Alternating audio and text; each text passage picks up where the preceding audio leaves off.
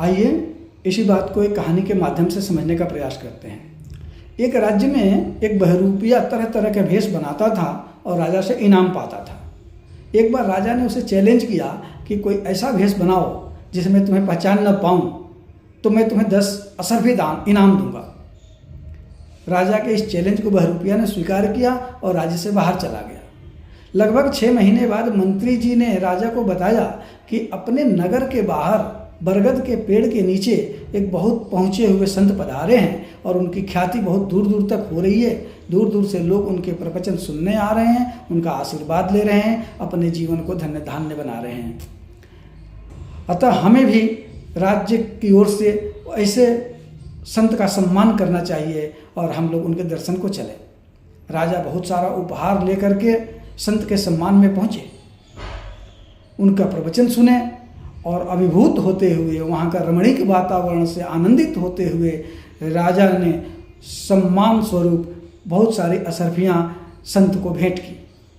संत ने बड़ी विनम्रता से उसे अस्वीकार करते हुए कहा, राजन हमें संतों को इस भौतिक सुख साधन से क्या लेना देना,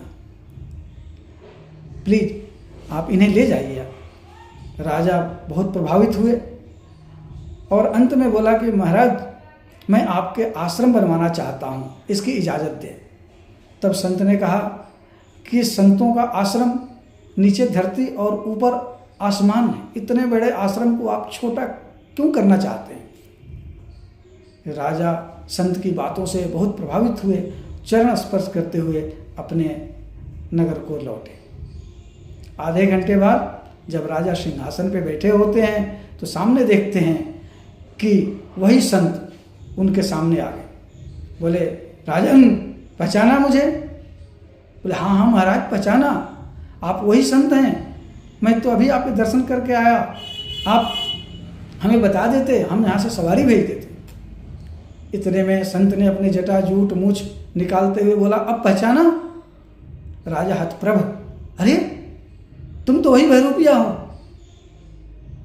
बोले, हाँ महाराज मैं वही बहरूपिया हूँ।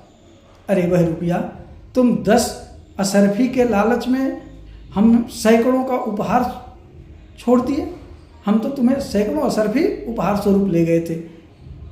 तब बहरूपिया ने हाथ जोड़ते हुए कहा, नहीं राजन, मुझे 10 असरफी भी नहीं चाहिए।